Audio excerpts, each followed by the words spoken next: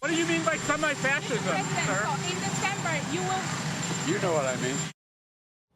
All right, well, a lot of people don't know what the president meant when he referred to those who support Donald Trump and the new MAGA party, whatever it is, that it's an entire philosophy, he says, that underpins, I'm going to say something, it's like semi-fascism, to a former presidential candidate, former Wisconsin Governor Scott Walker, Republican proud one, on what he makes of that. What did you think, Governor?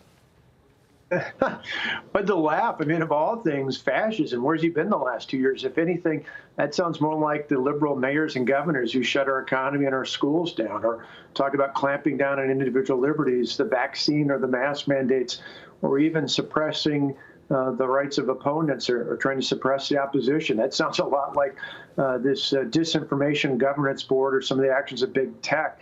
It certainly doesn't sound like those people trying to stand up for freedom.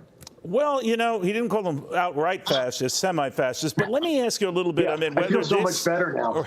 Whether this is his Hillary Clinton deplorables moment, where she essentially alienated half the country at the time. Some say, with these remarks, the president risks doing the same. But his poll numbers are bouncing up a little bit. The Democrats seem to sense or feel or hope that they're on a bit of a roll here. What do you think?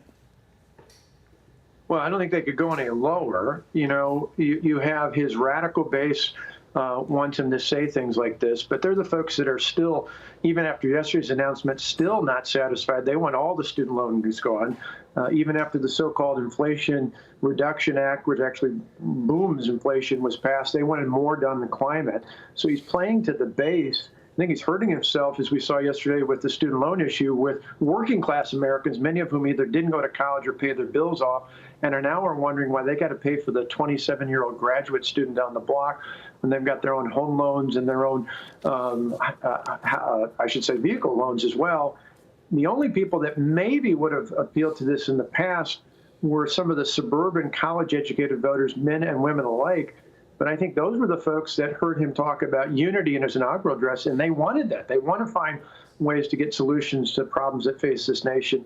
And when he uses phrases like semi-fascist, I think that goes the opposite direction. So I don't think this helps him at all.